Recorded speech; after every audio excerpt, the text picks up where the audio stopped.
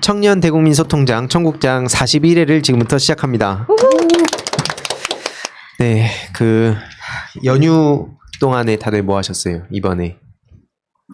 일단 비가 온다고 했어가지고 뭐 특별히 휴가 계획은 안 잡고 있었는데 굉장히 날이 뜨겁더라고요. 그래서 모기도 다시 기승을 부리는 것 같고 오다가도 좀 많이 물려가지고 예, 그렇습니다. 오늘 출근하니까 쉬다가 해서 그런지 뭔가 더 피곤한 느낌. 네, 다들 공감하실 거라 생각합니다. 이제 출근하기 싫으세요? 아니요, 저는 출근 영상 좋고요. 사장님께 보내드릴게요. 박지영 지금. 사장님께. 네, 저 잘 다니고 있습니다. 다른 분들은 연휴 때 다 똑같나요? 저는 강릉 다녀왔습니다. 와. 네, 강릉 다녔는데 그때가 15일이었거든요. 15일에 놀러. 네. 어. 놀러 말고 휴가. 뭔 차이죠? 똑같은 거 아닌가요? 네. 물론 그쵸. 네, 그 뜻은 길이면서 이미 일정이 잡혀 있어서 갔다 왔는데 그때 광복절이어가지고 광화문이 한창 시끄러웠잖아요. 강릉에서 그거를 실시간으로 보면서 되게 참담함을 느꼈습니다. 이럴 거기까지 수나. 들렸어요 혹시? 뭐야? 그 아우성이 들렸습니다. 아니 달타령님은 뭐 하셨어요? 저는 8월 15일 날에 맞춰서 그 유스타즈 청년단체 활동이 출범을 해서 거기에 맞춰서 이제 홈페이지 작업도 같이 하고 그리고 알림이 황희도 채널에서 생방송도 8월 15일 날에 맞춰서 했습니다. 아니 뭐 되게 딴 사람 채널에서 얘기한 것처럼 하는데 아니 네, 그쵸 그날 광복절날 생방송을 했어요. 저는 그 원래였으면 저도 거리로 나가갖고 현장을 찍었을 거예요. 걔네들이 어떻게 하고 있는지. 근데 코로나 그 문제가 있어서 제가 그냥 그럼 차라리 그렇게 하지 말고 광복절의 뜻이 뭐냐? 광복절이 무슨 날이냐면 빛을 되찾은 날이지 않습니까? 그쵸. 그래서 그 날의 취지에 맞게 우리 유스타즈 그 독립유공자 후손분들 기록하는 거, 처우 개선하는 거랑 우리 활동을 좀 이렇게 알리는 그런 생방송을 했는데 그 딱 취지에 맞게 그때 그래가지고 좀 많은 분들이 저희 홈페이지에 오셔서 막 후원도 해주시고 이게 원래 좀 아쉬웠던 게 그 정호 씨가 주위에 수백만 인플루언서들 많이 알아갖고 그날 원래 영상을 땅 터뜨리기로 했어요. 이게 누군지 지금 공개드리긴 어렵지만 그분들 좀 이번에 뒷광고 논란 때문에 그래갖고 원래 막 인기 영상이 자주 올라가는 분도 많이 계셨거든요. 그래서 이게 땅 터뜨려서 원래 취지는 그거예요. 정치에 관심이 없는 사람들이 그분들 채널 많이 보잖아요. 근데 이 역사에 관심을 가지자 이런 어떤 공감대가 형성될 것 같고 그럼 거리에서 아무리 저 뉴라이트 세력들이 무슨 발광을 하더라도 이 힘이 더 세다. 이제 미래를 대비하자는 차원에서 했는데 하필 그 시기에 딱 뒷광고 이게 터져가지고 좀 아쉽게 됐지만 홈페이지 한번 저희 보여드릴게요. 네, 이게 지금 청년은 별 누구나 별 이게 그 정철 카피라이터님이 직접 선물해 주신 거거든요. 그래서 이렇게 저희 홈페이지 유스타즈.com에 오시면 저희 민망하지만 이런 홈페이지가 이렇게 있습니다. 네, 그 자세한 뭐 활동이랑 뭐 계획이나 이런 건 나중에 홈페이지로 와서 보시면 될 것 같고 중간중간에 저희도 활동 소식 공유 드리도록 하겠습니다. 뭐 달타령님은 그러면 본캐로 참여하시는 거예요? 부캐로 참여하시는 거예요? 네, 그렇게 하면 저도 모르겠습니다. 뭐 어떤 게 본캐고 부캐인지 모르겠는데 이제 저도 K보람 채널로 해서 참여를 하게 될 것 같습니다. 네. 특히나 그 앞으로 저희가 계획 중인 게 오늘 제가 그 실제 노무사 친구가 한 명 있어요. 그 친구랑 막 이것저것 얘기하는데 그 예를 들어서 이런 거 있잖아요. 그 무슨 119? 그러니까 노무 관련된 119 그 있더라. 갑질신고. 신고 네. 119인가 뭐 그거가 네, 있는데 거기에 이제 상담을 많이 받으러 오잖아요. 그래서 제가 생각이 든 게 이들이랑 같이 연대해서 뭔가 교육이라든지 아니면 이들을 뭔가 우리가 도울 수 있는 일종의 이 유튜버들이 사회 고발 같은 것도 많이 하니까 그런 크리에이터들 섭외해가지고 이 뭔가 갑질당하는 사람들 우리가 도와줄 수 있겠다 이 생각이 들더라고요. 연대를 해서 우리가 같이 헤쳐나가야겠다. 뭐 이따가 2부에서 보수의 가치에 대해서 이걸 어떻게 해결을 해나갈지 뉴라이트의 역사 왜곡 되게 심하잖아요. 그래서 그런 거에 대해서 좀 오늘 얘기를 해볼 예정입니다. 그럼 자연스럽게 얘기 안 할 수가 없는데 이번에 그 광복절 날 광화문 집회를 보면서 다들 충격적이었던 거 딱 하나만 꼽아보면 뭐가 있으세요? 하나씩 딱 하나만. 이들을 위해서 우리의 세금을 써야 하나. 세금이 아까웠다. 네. 성실 납세자 맞으시죠? 네. 네. 성실하게 납세하고 있습니다 지금. 전 처용과 같은 느낌이었는데 저기 보이는 국기 하나는 우리께 맞는데 다른 국기 하나는 무엇인가? 그게 정확히 뭐죠? 그 둘 중에 어떤 거죠? 저는 네 태극기 좋아하고 태극기 좋아요. 예, 혹시라도 오해할 수 있으니까. 오해를 하신다고요? 혹시. 예. 대체 뭐 하는 곳인지 잘 모르겠어요. 약간 종교 단체도 아닌 것 같고, 이제는 솔직히 기독교라고 하기는 어렵고, 제가 봤을 때는 정치 세력을 기독교로 도구화해서 기독교라는 그 어떤 울타리 내에서 결집력을 높이기 위해서 종교단체를 하고 있지만, 오로지 정강훈 목사를 위한 단체고, 그리고 그들을 위해서 광화문에서 지금 집회가 열렸었잖아요. 그리고 10건을 신청을 했는데 그중에 2건만 된 거예요. 저는 그거를 집회가 이제 신청을 했었을 때 판사가 처리를 하잖아요. 근데 그걸 처리한 판사도 이해가 안 가고, 왜냐면은 이 단체가 3월인가 문제가 됐었거든요. 근데 이번에도 이거 아마 문제가 될 건데 손해배상 청구를 할 수 있는 게 본인들이 100명 정도만 하겠다고 했었어요, 집회. 근데 지금 100명이 훨씬 넘었잖아요. 그러니까 그 10군데 신청한 사람들 다 그저 모인 거예요. 그러니까 이거는 어디다가 누구한테 이걸 손해배상 청구를 할 수 있는 거예요, 대체. 잠깐만요. 중요한 게 하나 있습니다. 뭔데? 지금 달타령님이 어마어마한 멘트를 준비해놨었는데 갑자기 건너뛰었어요. 기대해도 좋을 것 같아요. 엄청난 멘트가 있을 텐데. 아니 지금 이렇게 사람 하나 네. 죽이는 게 쉽습니다. 아니요. 그거를 일단 지금 여기 보여주셨고. 세금하고 네. 국기하고 네, 저는 이제 엄청난 게 나올 것 같아요. 전혀 없습니다 그런 거. 네, 그 순교를 향한 저들의 꿈이 열망이 저렇게나 대단한가 싶었더라고요. 근데 죽으려면 혼자 죽지. 진짜. 이렇게 그래서 어떤 걸가 가장 충격적이었습니까? 저는 네 판사가 제일 충격적이었습니다. 네, 예, 그 두 분이 일단 보석을 허가한 것도 문제지만 일단 집회를 신고를 받아줬다는 게 가장 큰 문제였는데, 근데 이게 우리가 지금 예를 들어서 언론 개혁이든 검찰 개혁이든 이게 장작이 있어야 사람들이 타들어가잖아요. 뭔가 거기에 열을 올리고 이제 이런 식으로 해서 이 종교 개혁과 사법 개혁에까지 이제 불을 붙일 때가 되지 않았나 싶습니다. 이분들이 좀 근질근질한 것 같아요. 개혁당하고 싶으셔가지고. 근데 저는 이분들은 기독교라고 생각을 하지 않아요. 진짜 종교인이라고 하기도 되게 민망한 사람들이고, 어찌됐든 기독교계에서도 이 사람들에게 선을 긋고 있는 것도 사실이고, 이분들이 추구하는 어떤 교리도 뭔지 사실 잘 모르겠어요. 그냥 저는 정치단체라고 봐요. 구구단체. 거기에 교리는 딱 하나인 것 같아요. 반문재인. 그쵸. 뭐든지 그냥 다 반대야. 자기들끼리 막 스텝이 꼬일 때도 있잖아요. 그래갖고. 그리고 이 정강훈 목사를 스타로 만들어준 거는 황교안 전 대표거든요. 이 황 대표가 이전에 그 청와대 앞에서 단식을 할 때 이 정강훈 목사가 같이 아니 평소 습관대로 하시면 됩니다. 죄송합니다. 이분이랑 같이 함께 했었거든요.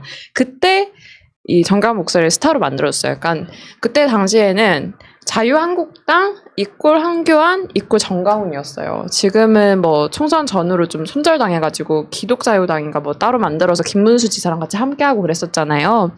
근데 이제는 어쨌든 통합당에서도 오늘 메시지를 낸 게 뭐 얘네랑은 우리랑 상관없다 이렇게 선을 확실하게 긋고 있는 단체가 됐고, 그러니까 앞으로 어떻게 할지는 모르겠지만 지금 이 민폐들로 인해서 대한민국에 미치는 민폐 너무 큰 거잖아요. 피해도 자영업자들도 그렇고, 경기가 앞으로 더 침체될 것도 뻔하고, 그리고 지금 전국적으로 계속 감염이 확산되고 있는 상황이어서 좀 문제를 굉장히 심각하게 봐야 돼요. 이번 주가 고비라고 하더라고요. 네, 근데 이게 제가 아까 전에 이게 이제 개혁의 문턱에 왔다고 말씀을 드린 게 뭐냐면, 보통 이게 눈에 보이지 않지만 그 중립지대라고 하시는 분들이 움직여야지 이제 여론이 크게 움직임이 생기잖아요.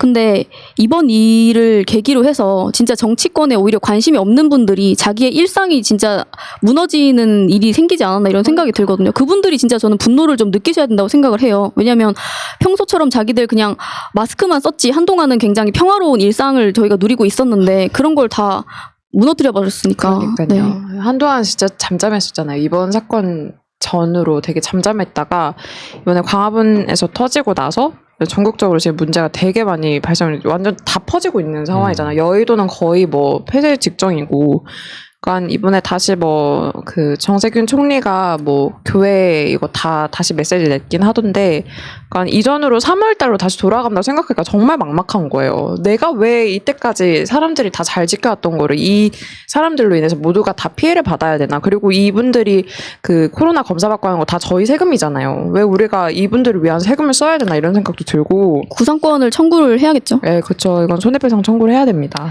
그 주위에 청년들이 정광훈을 아나요? 잘 모르죠. 이번 사건으로 다 알게 된 것 같아요. 네, 맞습니다. 저 원래는 몰랐는데 이번 사건을 계기로 점점 알게 되는 것 같아요. 그러면은 어떻게 전개가 될까요? 네, 이렇게 한번 생각을 해봤을 때. 왜냐면은 어차피 정치 고관여층은 반문재인이라는 그 키워드를 가지고 저기가 활동하기 때문에 어차피 그 좋아할 사람 계속 좋아하고 싫어할 사람 싫어하는 게 맞을 것 같아요. 왜냐면 코로나로 그러니까 이게 각자가 판단이 생각할 때 그럴 것 같아요. 저는 그 저쪽에 이제 몰입해서 생각해 보면 문재인 대통령이 싫은 거 그리고 내가 지금 불편한 거 뭐가 더 스트레스일까 해봤을 때 지금 내 이거는 지나갈 일인데 문재인 대통령이 집권한 건 너무 꼴보기 싫어요. 만약에 그럼 이제 그러면은 차라리 정광훈 지지할 테고 뭐 둘 다 욕할 수도 있고 대표적으로 그 일베에서 양비론 많이 하는데 하태경이 또 그 양비론 갖고 왔더라고요. 네. 정광훈 뭐 이렇게 딱 꼬리 자르게 하면서 이해찬 대표님을 걷다가 또 갖다 대고 박원순 시장도 갖다 대고. 그러니까요. 네. 이번에 근데 진짜 시장님의 부재가 너무 크게 다가왔어요. 시장님이 계셨더라면 원래 그 행정적으로 집회를 못하게 막아두셨는데 이번에 이런 결정이 그 판사한테서 난 것 때문에 이 지경이 됐는데 시장님이 계셨더라면 근데 서울시 의회랑 싸우긴 했었어요. 근데 그 중에 올라간 거예요. 그 서울시 의회가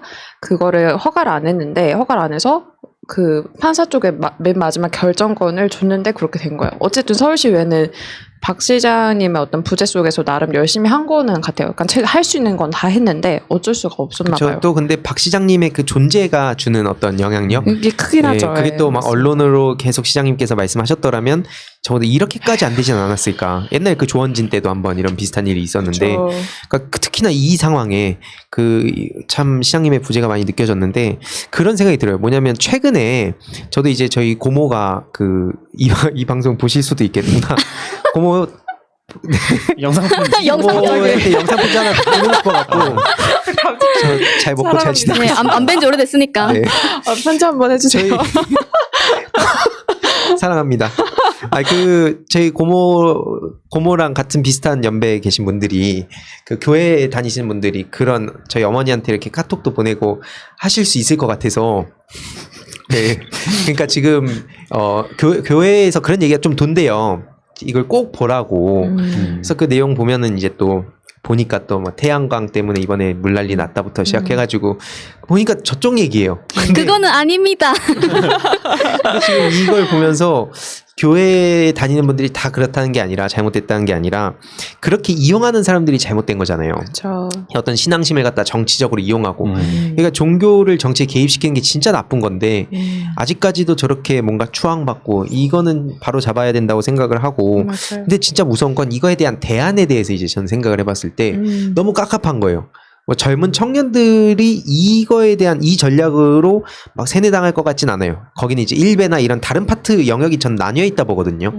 완전히 그러니까 그런 태극기를 비롯해가지고 어르신들을 겨냥한 콘텐츠랑 일베에서 하는 콘텐츠는 완전 다른데 이걸 묶어서 보는 경향이 있는 것 같아서 계속 일베에 대해서 전 얘기를 하는 건데 일베 쪽, 그러니까 한마디로 하태경 씨가 약간 그 감성 잘 캐치하죠. 일베에서 하는 것들 그리고 젊은 청년들이 좀 분노할 만한 거, 네. 맹목적인 지지나 이런 건 요즘 청년들이 안 좋아하니까 그럴 듯한 양비론을 펼쳐갖고 민주당 갑자기 끌고 와서 머리 잡아갖고 같은 선생에 놓는다든지, 아무튼 이런 걸 봤을 때 이거에 대한 우리가 대안을 뭐 완벽하게 찾진 못하더라도 어떻게 해야 할까? 그러니까 이거에 낚이고 계시는 주위 어르신분들. 아까 그런 콘텐츠 그런 건 어떻게 할지 그리고 청년들이 일베에 빠져가지고 이런 얘기들에 대해서 이 사리분별을 제대로 못하고 이런 현상에 대해서 어떻게 할지 뭐 조금 이따가 2부에 자세히 얘기는 하겠지만 아무튼 이 문제에 대해서는 좀 다들 어떻게 생각은 하고 계세요? 간단하게. 제 친구 같은 경우에도 이번에 아예 뉴스를 안 본대요, 본인은. 그래서 이번에 큰일 났다 이렇게 얘기를 하니까 왜 뭐가 있어? 이렇게 얘기를 하시더라고요. 그래서 근데 그 친구도 그렇고 또 다른 친구들도 그 주변에 있는 이제 그런 비슷한 온도를 가지신 분들은 처음에 어떤 정보를 접하느냐에 따라서 이게 굉장히 많이 나뉘더라고요. 예를 들어서 그나마 정치에 관심이 없더라도 어머니가 좀 이런 시사 방송에 관심이 있고 이러면 이제 뭐가 잘못됐는지 흐름 정도는 아는데 이제 그런 친구들은 왜 거기 뭐 어디서 그런 일이 있었는데 광화문이야 이렇게 얘기를 해도 아무런 이제 게 없더라고요. 그래서 그런 분들은 아까 히드님 말씀해주신 것처럼 쉽게 정치권이 다 잘못했어 약간 이런 식으로 가기 쉬운데 그런 거를 알려주려고 하면 전 일단 역사교육 같은 게 좀 선행돼야 되지 않나 이런 생각이 많이 듭니다. 예를 들어서 지금 보수가 보수의 가치를 가지고 가는 정당이 아니잖아요. 그래서 그들의 이제 역사를 알게 되면 절대 지지할 수가 없을 텐데 그런 생각이 들 때가 많이 있거든요. 네, 그 얘기 2부에 한번 더 자세히 들어볼게요. 이제 청년들 같은 경우에는 TV로 뉴스를 접하기보다는 주로 모바일로 헤드라인을 빠르게 접하는 경우가 많잖아요. 근데 이번 이 정광훈 목사 관련해서 이 청년들이 그걸 또 굉장히 싫어하거든요. 저 무임승차자 이거 되게 싫어하거든요. 근데 어떻게 보면 이 지금 정광훈 목사 같은 경우에는 다 같이 사회적으로 합의된 가치를 지키고 있던 와중에 자기들이 문제를 일으켜서 이 방역 체계에 무임승차를 한 경우기 때문에 그 젊은 층들이 정치면은 안 보더라도 사회면 이런 데는 자주 봐서 이 문제는 저는 청년들이 많이 알 거라고 생각합니다. 근데 이번에 이 정광훈 목사 이 극우 단체가 솔직히 어떤 가치를 추구하고 있는 단체인지 여전히 모르겠고 앞으로도 모르겠지만 비상식적이라는 거는 전 국민이 다 알게 됐잖아요. 그래서 저는 어쨌든 반문재인을 외치는 저 단체의 몰상식함과 비상식함을 그 전국적으로 다 알린 계기가 됐다고 생각을 해요. 근데 청년층 역시 코로나19에 대해서 얼마나 위험하게 생각을 하고 있고 여기에 되게 얼마나 조심해야 되는지 알고 있는 친구들이잖아요. 그래서 아마도 여기랑 다 모두가 이 단체를 멀리하지 않을까 앞으로 이런 생각이 듭니다. 그러니까 그들만의 리그가 되는 거죠. 동떨어진.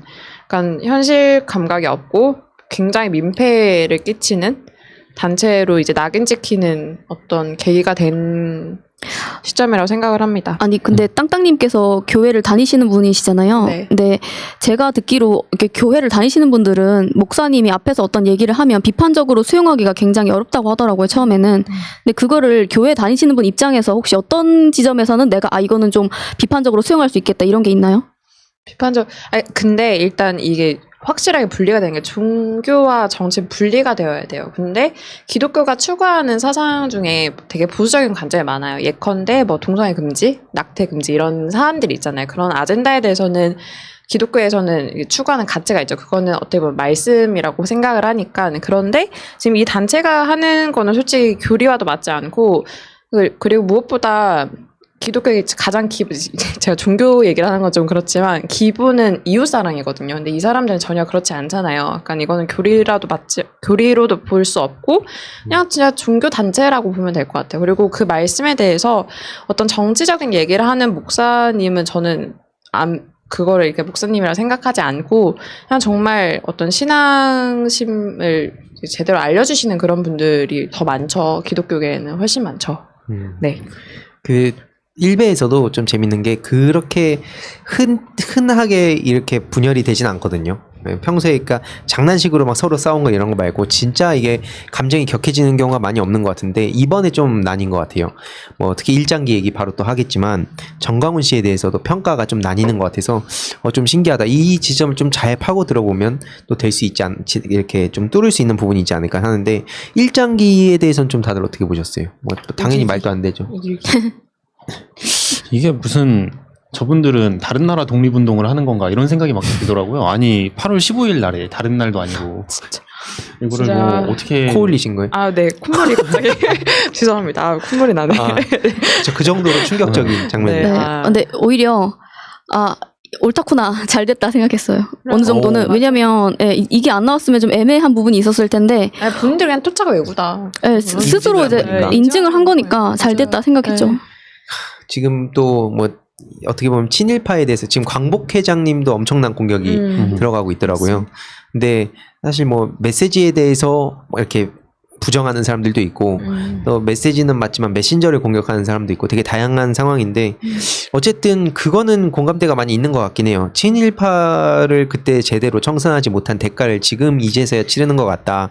근데 문제는 저도 이제 공부하면서 보니까 한 10년, 한 20년 가까이 됐죠. 한 15년, 20년 전쯤에 이 친일 재산 관련해서도 막 진짜 위원회를 꾸려가지고 다 찾고 했는데 이미 친일파가 그때도 당사자들 떠나고 후손들이 있는데 이거 어떻게 하냐 연락도 안 받고 또 강제적으로 어떻게 할 수는 없다 보니까 계속 돌아온 답변은 조롱이라든지 아니면 조금 협조하는 사람들도 있었지만 어쨌든 재산에 대해서는 또 이제 논외로 보는 경우가 더 많은 것 같은데 시간이 가면 갈수록 이게 더 어렵다 보거든요. 그래서 뭐 친일파, 파묘라는 단어가 조금 자극적이긴 한데 그 친일파 파묘에 대해서 좀 얘기가 많잖아요. 근데 뭐 파묘라는 단어를 갖고 와갖고 조금 자극적이긴 한데 그래서 이장으로 표현해야 된다.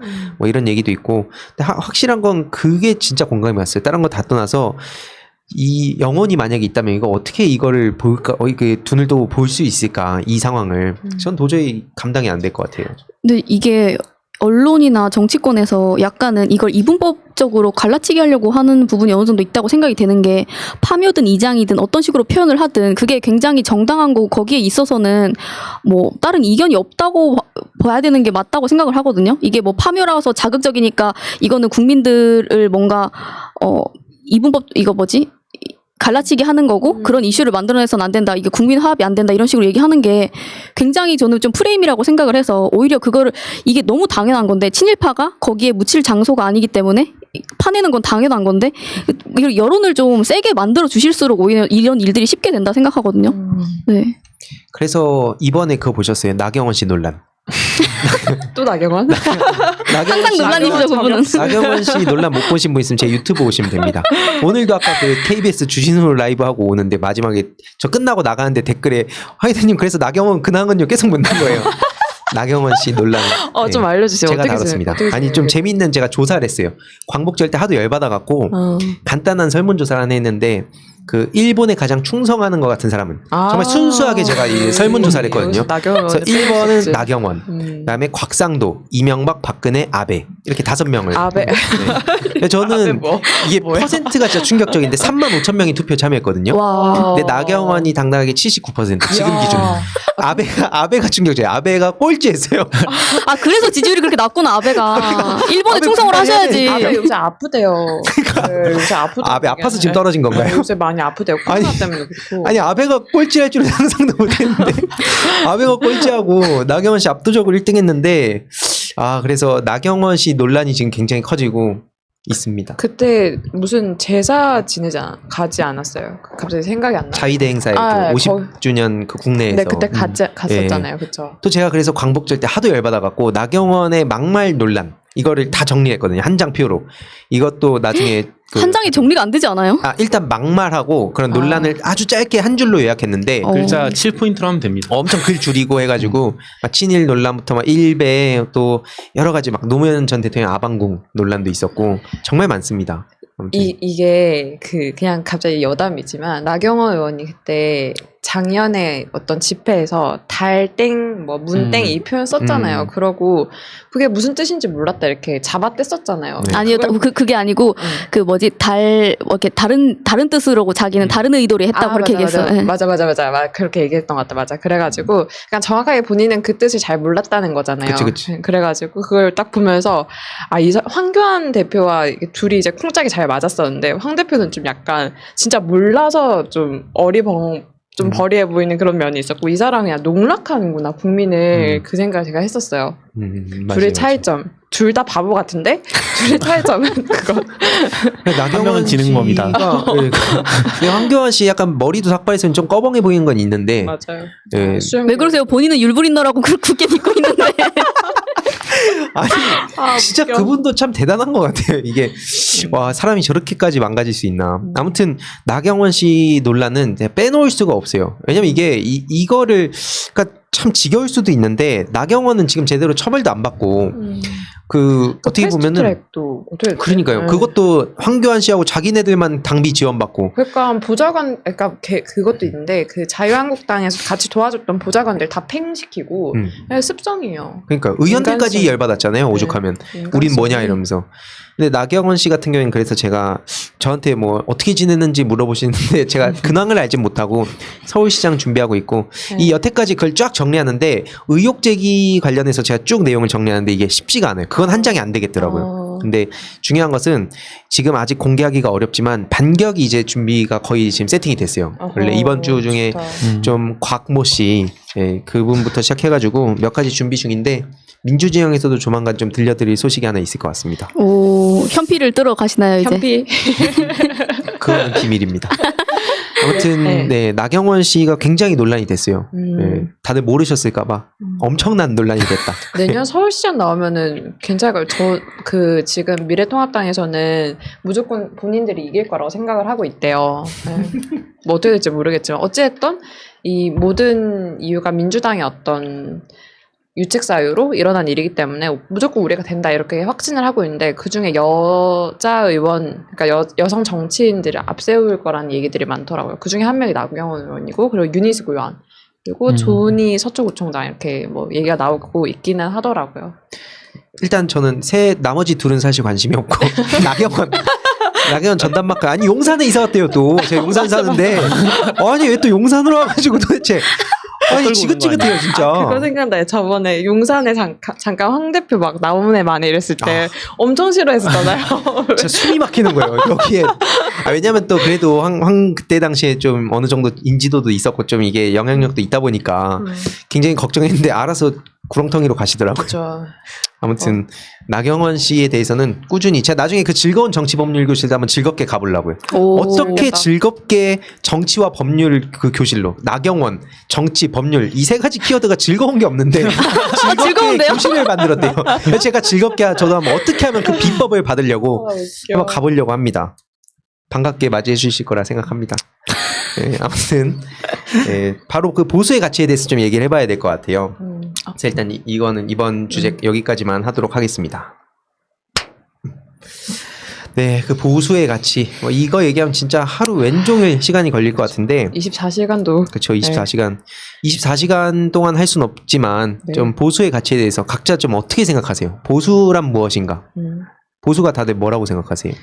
한국 보수는 일단 보수의 가치와는 다른 것 같아요. 그러니까 한국 보수를 지향하고 있는 정당들이 추구하는 보수는 원래 우리가 생각하는 정치 색깔의 보수는 아니다라고 얘기를 할 수 있는 것 같아요. 왜냐하면 보수 같은 경우에는 이제 기존 질서 그리고 공동체 의식, 책임감 뭐 이런 걸 중시를 하잖아요. 그런데 지금까지의 어떤 보수 정당들이 추구했던 가치는 솔직히 기득권 세력이었고 그리고 한국의 어떤 그 레드 컴플렉스를 이용한 어떤 정치 세력들이 많았었고 그래서 지금 좀 아무래도 좀 괴리가 있죠? 네, 저는 그렇게 생각합니다. 저는 뭐 비유를 하자면 등반 클라이밍을 할 때 진보가 나가려고 하는 힘이라고 생각을 하면 보수는 그냥 그 안전핀 내가 혹시 떨어질 때 잡아주는 그러니까 진보하다 보면 실수를 할 수도 있잖아요. 그때 뭔가 잡아주는 역할을 해야 되는 게 보수라고 생각을 하는데 우리나라 보수 같은 경우에는 주로 반공을 중심으로 많이 모이다 보니까 아무래도 우리가 생각하는 그 보수와는 괴리가 있죠. 저는 이게 너무 사실 어려운 문제라고 생각을 많이 했어요. 그러니까 스스로 질문을 해봐도 되게 어렵다고 생각이 많이 드는데 왜냐하면 인간이라는 게 딱 보수 진보가 특히 요즘 따라서는 더 나누기가 힘든 개념인 것 같거든요. 그리고 예를 들어서 자유 같은 것이 진보가 자유를 위해 그렇게 싸웠는데 어느 순간부터는 보수가 그 개념을 개개인에 대한 자유 이런 개념을 가져가 버리고 근데 어떤 제가 좀 존경하는 분께서 이제 본인이 생각하시는 진보라는 거는 생물학적인 의미로 봤을 때 유전자적인 걸 나누지 않은 사람에게 기꺼이 자기의 뭔가를 희생하면서 나눠주는 그런 거라고 얘기를 하시더라고요. 그게 아닌 거는 이제 보수적인 개념이 되는 거고. 근데 저는 그 말이 요즘 들어서 되게 맞다고 느끼는 게 그냥 가만히 아무것도 안 하지 않고 있으면 그 오히려 보수가 더 자연스러운 상태인 것 같다고 저는 생각이 되게 많이 되더라고요. 그리고 예를 들어서 이 먹이사슬 자연 생태계에서 있는 그 약육강식 같은 거 있잖아요. 이게 당연히 강자가 약자를 잡아먹는 게 너무나 당연한 건데 이 개념을 그대로 인간계로 가지고 왔을 때는 이게 그야말로 뭐 시장 질서만 중요시하는 그런 신자유주의가 돼버리는 거고 되게 어렵다고 오히려 그래서 진보를 하는 게 굉장히 어렵고 이게 아까 땅땅님 말씀하신 것처럼 우리나라에서는 진보 보수 개념이 굉장히 애매하고 부르는 용어가 그렇다 보니까 진보라고 하더라도 진보가 아니신 분들이 진보적인 사상을 갖고 계시지 않은 분들이 전 너무 많다고 느꼈어요. 예를 들어서 민주주의를 추구한다고 하시지만 민주 독재를 원하고 민주당이나 이쪽 진보 정당을 지지한다고 얘기를 하시면서도 뭔가 본인은 굉장히 이분법적인 사고를 하시고 그러는 분들을 좀 봤어요, 저는. 그래서 진보라는 거는 사실 굉장히 어려운 길이고, 그래서 항상 저도 이 이중잣대를 가지고 사람들이 진보와 보수를 얘기하는 게 정말 속상하기도 하면서도 이 진보의 길을 택하신 분들이 얼마나 진짜 대단한 분이신지 이제 여러분들께서 채널을 구독하시는 분들께서는 아마 대부분 이제 진보적인 사상을 갖고 계실 텐데 이런 분들이 얼마나 또 대단하고 용기가 있으신 분들인지 그런 생각을 또 하게 됐어요. 근데 보수 쪽에선 지금까지 이명박근혜 정부를 거쳐오면서, 그러니까 촛불 전국을 막기 전까지는 색깔론을 이용해서 되게 이익을 많이 봤잖아요. 그런데 이제 약발이 떨어졌잖아요. 그래서 최근에 미래통합당에서는 이거 가지고 뭐 중도 외연을 확장하기 위해서 뭐 약자와의 동행부터 시작해서 어떻게 보면 진보 아젠다를 조금씩 가져가고 있더라고요. 기본소득까지. 네, 기본소득까지 다 같이 해가지고. 그러니까 이거는 어찌됐든 조금 진보 진영에서는 좀 경계해야 되는 시점인 건 확실한 것 같아요. 지금 상황에서는.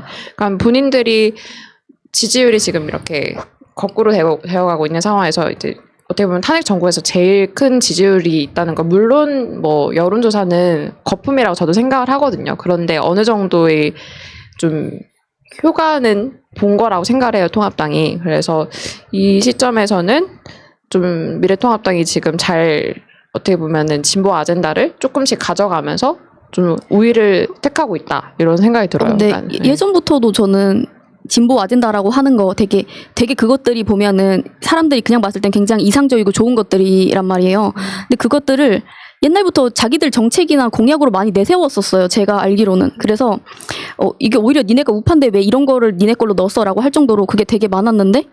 그렇죠. 경제민주화도 그렇고. 그렇죠. 그래서 예를 들어서 이름하고 당만 가리면 이게 누구 정책이야라고 모를 정도로 그런 경우가 되게 많았단 말이에요. 오히려 그런 뭔가 발전적인 주제를 가지고 토론하고 오히려 더 여기서 그걸 선점해 간다고 해도 여기서 불리한 게 아니고 그걸 또 어떻게 더 정책적으로 잘 풀어내는가, 이런 게 좀 더 발전적인 국회에서 논의가 돼야 된다고 생각을 하는데, 근데 그 사람들이, 저는 화가 나는 거는 그 사람들이 진짜 그걸 원하는 게 아니라고 저는 생각이 돼서 화가 나는 거거든요. 기본소득도 원래 그냥 정치적으로 이용을 한다, 이 말씀이죠. 그렇죠. 예를 들어가지고 자기들이 부동산 정책에 있어서도 몇백억씩 그거 뭐 이렇게 벌고 자기들이 그만큼 땅값, 부동산값 올린 걸로 혜택을 받았으면 자기들은 1%를 위한 정책을 한다고 얘기를 하란 말이에요. 그게 아니잖아요. 근데 서민이나 우리 청년들 그리고 일반 사람들을 가져다가 자기들이 다 이용해 먹고 언론 플레이하고 마치 자기들이 엄청 서민을 위한 정당인 것처럼 나는 임차인입니다 이렇게 얘기하는 게 전 너무 가증스러워 보이고. 그냥 부동산 정책도 저는 진짜 할 말이 많은 게, 미래통합당이 지금 뭐 신나가지고 계속 정부를 때리고 있지만 사실 2014년 박근혜 정부 때 임대차 3법, 그러니까 부동산 3법이 통과됐었거든요. 근데 이 법 때문에 강남 3구 집값이 정말 크게 오르는 그쵸. 계기가 됐었어요. 근데 거기서 되게 이득을 많이 본 거는 미래통합당 의원들이 훨씬 많아요.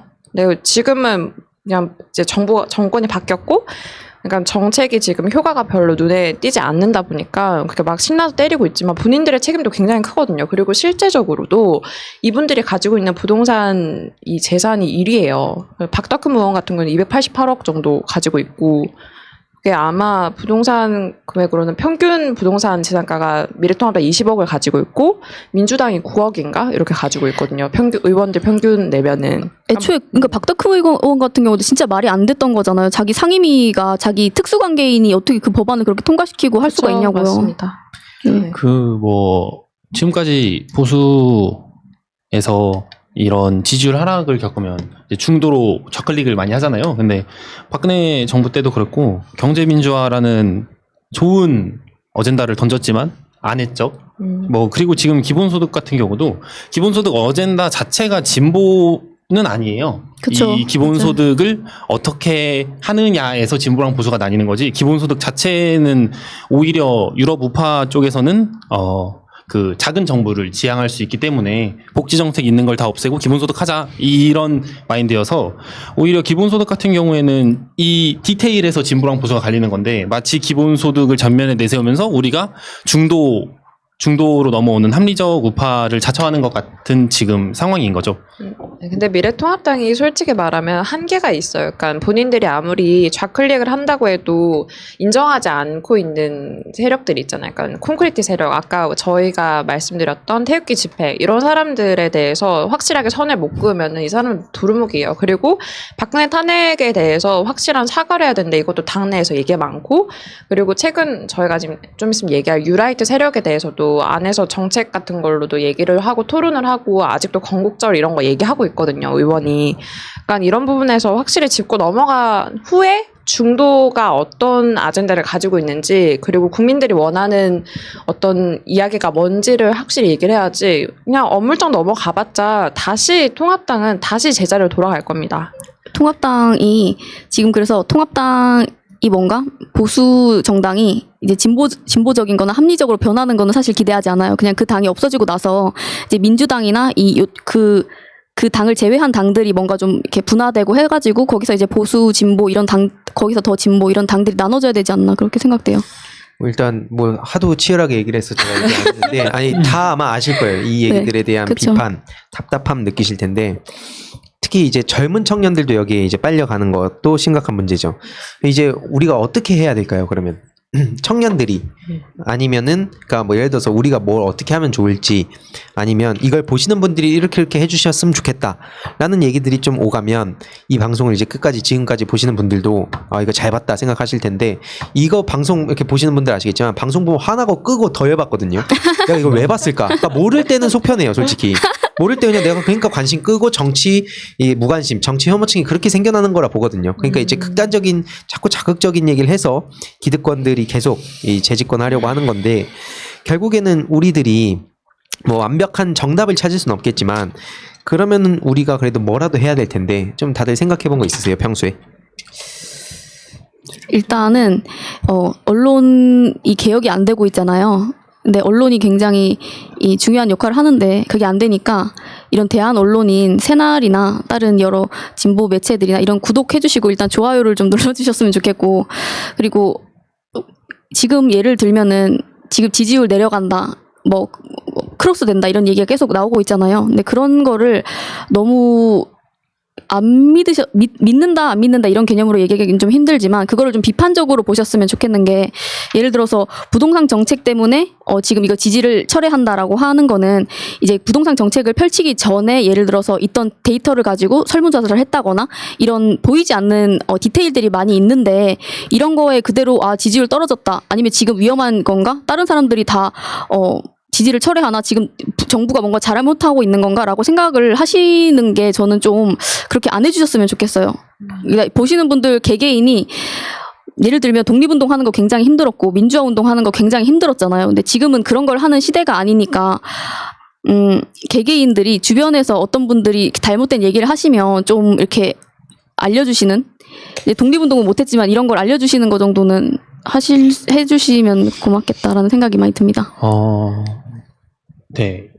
저는 그 젊은 사람들을 뭐 이게 다 그렇다고는 할 수는 없겠지만 보통 헤드라인을 읽고 기사를 소비하는 방식을 보면 헤드라인을 읽고 밑으로 쭉 내립니다.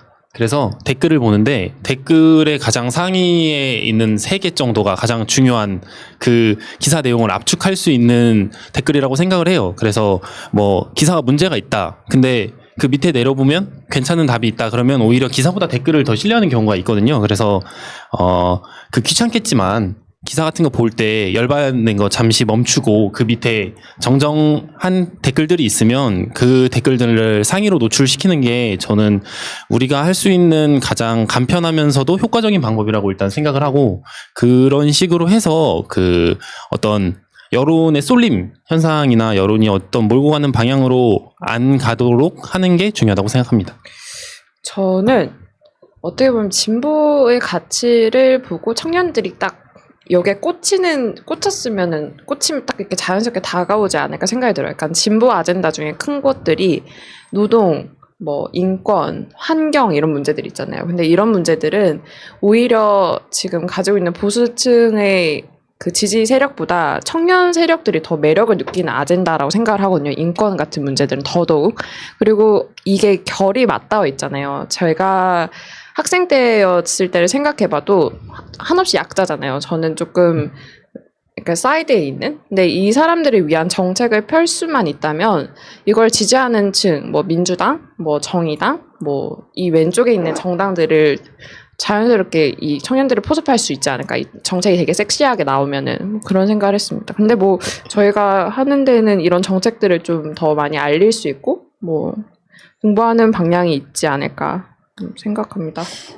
저는 어렵다고 느낀 게 뭐였냐면, 이번에 정광훈 빤스 목사 사태에 있어서도 이제 대통령님께서 강력한 메시지를 내셨잖아요. 근데 이게 어떻게 보면 너무 당연한 거고, 그 사람이 한 게 너무나 당연하게 명백하게 잘못된 행위였는데, 거기에 대해서 이제 메시지를 낸 거에 대해서 이제 그러니까 굉장히 청소년들 층이 많이 보는 어떤 이제 약간 우파 성향의 유튜버가 정보 전달하는 채널이 거기에 대한 영상을 올렸어요. 근데 그랬더니 정광훈 목사에 대한 욕이 있는 게 아니라 댓글이 전부 다 문재인 정부 욕이에요. 그러니까 이게 이 정책을 예를 들어서 지금 웃긴 게 저도 되게 공감은 많이 되는데, 뭐냐면 이 청년들이 이제 두발 자유화나 아니면 뭐 옷을 자유롭게 입거나 이런 거에 있어서는 굉장히 내가 하고 싶은 대로 하고 싶어 하는데, 오히려 근데 이게 정책이나 정부에 대한 지지나 이런 거랑 연결이 많이 안 된다는 저는 안타까움이 있거든요. 정책은 사실 많이 국민들이 관심이 없어하는 분야긴 해요. 그런데 정면으로 내가 길게 보자면, 롱런 하자면 정책으로 승부를 해야 되는 게 맞고, 나머지 조금 선점적으로 나아갈 수 있다면 그런 인플루언서들의 역할이 굉장히 중요한 것 같기는 해요. 유튜버들이나 뭐 그 안에서 커뮤니티에 영향력 있는 사람들이 여기에 대해서 좀 진보층이 오히려 정말 잘 맞고 합리적이고 잘 나아가고 있으면 보여주는 게 제일 빠른 방법이긴 하겠죠. 이 얘기를 하면 이제 뉴라이트 얘기를 또 안 할 수가 없는데, 지금 뉴라이트에 이미 크게 영향을 받은 사람들도 많고, 뭐 일베나 이런 데도 그 사상이 많이 뿌려져 있는 것 같고, 뉴라이트 온라인 뭐 사실 전사라는 것도 너무 거창하지만 아무튼 어마어마하다고 생각하거든요. 좀 어떻게 보세요, 뉴라이트에 대해서? 그냥 뭐 그 사람들은 그런 것 같아요. 그 예전에 뭐 괴롭힘을 당하던 아이가 운동을 열심히 해서 운동선수로 성공을 했어요. 그러니까 뭐 갑자기 와가지고 내가 너 옛날에 때렸던 게 다 너의 맷집으로 됐다. 내가 그래서 너를 도와준 거다. 뭐 이런 얘기를 하고 있는 것 같고, 그 사람들의 일단 역사관에 동의하기가 굉장히 힘들죠. 실제로 뭐 지난번 방송에서 얘기했는지 모르겠는데, 그 멀쩡하게 나름 안정적인 그 이제 치과 의사 앞두고 있는 친구한테도 연락 와갖고, 뭐 일본 덕분에 우리가 이렇게 근대화될 수 있었다. 이게 식민지 근대화론. 그러니까 이거를 근데 당시에 이게 반박하기가 진짜 어려웠다고 하더라고요. 이게 왜냐면 안병직부터 뭐 이영훈 이런 사람이 경제 쪽 그런 출신이다 보니까 통계를 갖고 와갖고 그래프 보여주고 통계 얘기하고 하면 뭔가 그럴듯하니까. 특히 그래서 그때 당시에도 그 조선총독부였나요? 거기서 그러니까 그쪽 아무튼 일본 측에서 주로 이제 통계를 낸 것들 근거로 해서 얘기를 하는데 사실과 전혀 다른 내용도 되게 많고. 근데 저도 그래서 공부를 쭉 하는데 이걸 설명할 방법이 없어요. 그러니까 그거를 알았는데 얘기할 수 있는 건 쟤네들 틀렸어가 되거든요. 그럼 뭐가 어떻게 틀렸는지 설명해야 되면은 그에 대해서 엄청 되게 어렵고, 그걸 겨우겨우 이해를 해서 얘기를 하려고 그러면 그걸 설명하면 사람들이 또 몰라요. 맞아. 되게 딜레마거든요. 이 뉴라이트가 근데 문제는 뭐냐면 모든 사건을 되게 심플하게 만들고, 그러니까 젊은 층들이 약간 인스턴트식으로 사람들을 만들어 놓은 게 전 진짜 심각한 문제라고 보거든요. 이 문제에 대해서 근데 온라인 세력들이 단순히 그냥 온라인에서나 그렇게 힘을 쓰는 거지라고 생각하다가는 큰 코 다친다고 저는 생각하거든요. 이게 10년 전부터 이어져 온 거고, 제 동료들도 많이 그 흑화되는 걸 봤기 때문에. 근데 중요한 거는 이 온라인 세계에서 이 청년들이 점점 일베화되고, 일베뿐만 아니라 지금 여러 커뮤니티에 이제 점령을 했잖아요. 그런 비슷한 내용들이. 그래서 이거에 대해서 중요한 거는 당에다가 계속 얘기하기도 애매하고, 왜냐면 현안이 아까 중요한 이슈들 너무 많았고, 그러니까 이거를 좀 각자 이 뉴라이트를 그럼 어떻게 이길 수 있을지, 그거에 대해서 혹시 생각해 본 분 있으세요, 평소에? 뉴라이트를 이기는 방법. 일단 저는 이게 대안이 될 수는 사실 없다고 생각을 하는데, 하나 그냥 제 희망사항이라고 한다면 이제 아까 얘기하셨듯이 이게 가짜 뉴스를 그냥 생산하는 건 30초만 그냥 뱉어버리면 되는데 거기에 대한 팩트 체크는 굉장히 힘들잖아요. 근데 헬마우스라는 이제 그 채널에서는 굉장히 그런 걸 잘 하고 계시지만 이제 저희가 모든 그런 공부를 해서 남들한테 설명하고 다닐 정도로 공부를 하기는 굉장히 힘들고 근데 일단은 이거를 좀 아시는 분들께서 여론을 좀 많이 강하게 형성을 해주셨으면 좋겠는 게 제가 요즘 개그 채널 유튜브 같은 것도 많이 보고 하는데 이제 친구 3명이서 한 명을 몰아가기를 했어요. 그러면은 예를 들어서 이 한 명이 친구가 한 명 따기를 때려요. 그러면 이 친구가 자기가 때려놓고 너 왜 네 얼굴로 내 손 때려 이렇게 얘기를 해버리면 이게 얼토당토하는 소리잖아요. 진짜 근데 옆에 있던 다른 친구 나머지 한 명 친구가 이거는 원래 사람들이 이게 커오는 환경이나 이런 거에 따라서 생각이 다 다르거든.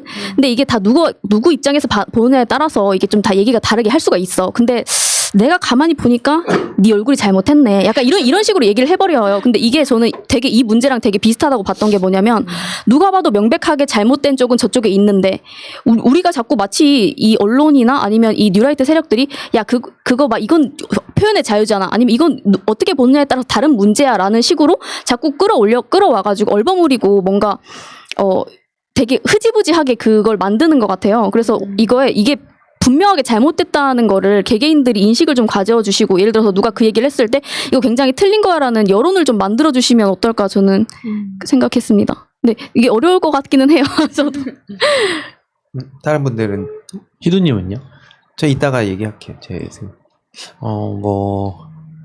일단 우리나라에서 이렇게 선악이 명백하게 나눠지는 문제가 있나 싶을 정도로 이 일제 강점기는 명백한 악이고 그 부분에 대해서 최근에 뭐 국뽕이다 어쩌다 뭐 이러면서 되게 애국이나 그 민족적 자긍심을 가지는 거를 되게 하찮게 생각하거나 아니면 쿨하지 못하게 생각하는 문화 기조가 좀 있는 것 같고 일단은 그리고 그런 부분에 대해서 그냥 당당해져야 될 것 같아요. 그 개인들이 일단 내가 우리나라의 자긍심을 가지고 자부심을 가지는 거를 창피하지 않아야 그 다음의 문제로 나갈 수 있다고 생각을 하거든요. 그래서 주변에서 이렇게 국뽕했냐 이런 식으로 얘기하면 그래 국뽕했다 이렇게 말하고 그냥 좀 당당한 모습을 좀 보여주면 조금씩 변화되지 않을까 그렇게 생각합니다. 근데 약간 그 얘기를 그렇게 하지 않나요? 국뽕이 아니라 너 대깨문이냐 이렇게 들어오지 않아요? 정치적으로. 그렇죠. 그냥 정부나 이 나라에 대한 그게 아니라 너 문재인을 지지하는 거냐 이렇게 들어오면 이게 또 그건 아닌데 이렇게 회피하게 되지 않아요 사람들이. 그럼 넌 나팔박인가 뭐 이렇게 할 수도 있겠지만 싸우자는 거니까. 참 어렵죠. 희두님은 어떻게 보세요?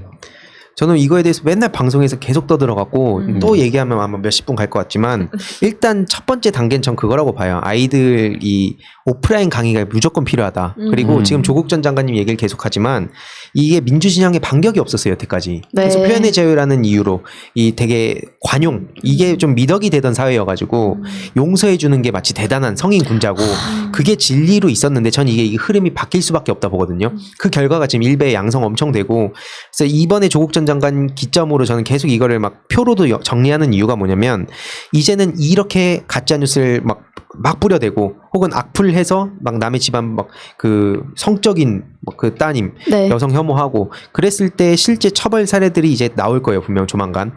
그런 내용들을 계속 강연 다닐 때에도 특정한 정치인에 대한 얘기를 하면 이게 또 정치적으로 갈 수 있지만 실제로 그거를 어떤 처벌 받았는지 그대로 보여주는 실제로 그런 사례들도 알려주고 그리고 뉴스 같은 것도 실제로 강연 다니면서 여러 가지 그 있는 그대로 믿지 말라고 비판적으로 뭐든지 보라고 해서 저는 제 얘기도 믿지 말라고 얘기를 합니다. 그냥 뭐든지 의심부터 하고 보라고 이제 어떻게 디테일하게 의심을 하게 만들 것인가에 대해선 각자 사람들마다 다르겠죠.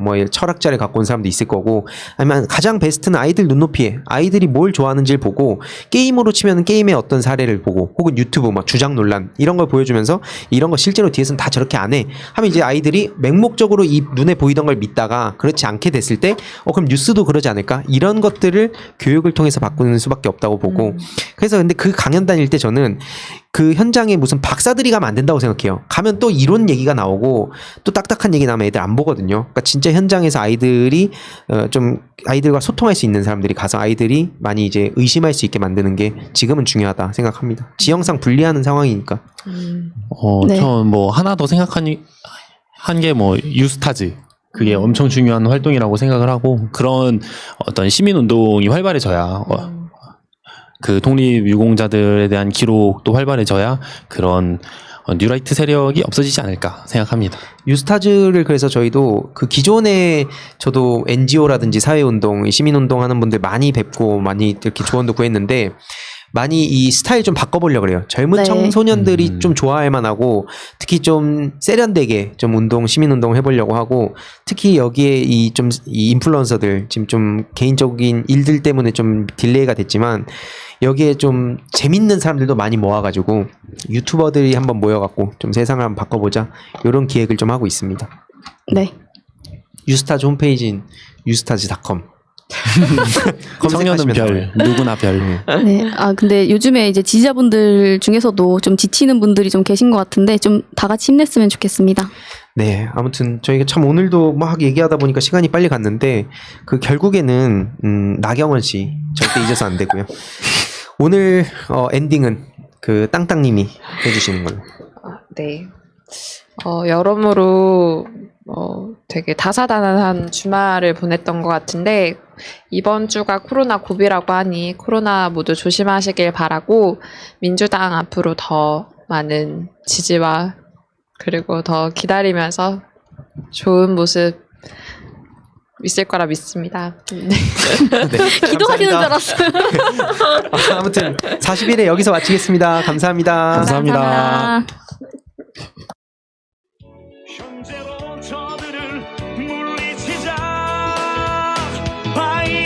바이러스에게는 마스크가 없다. 어서 가자 바이러스보다 먼저.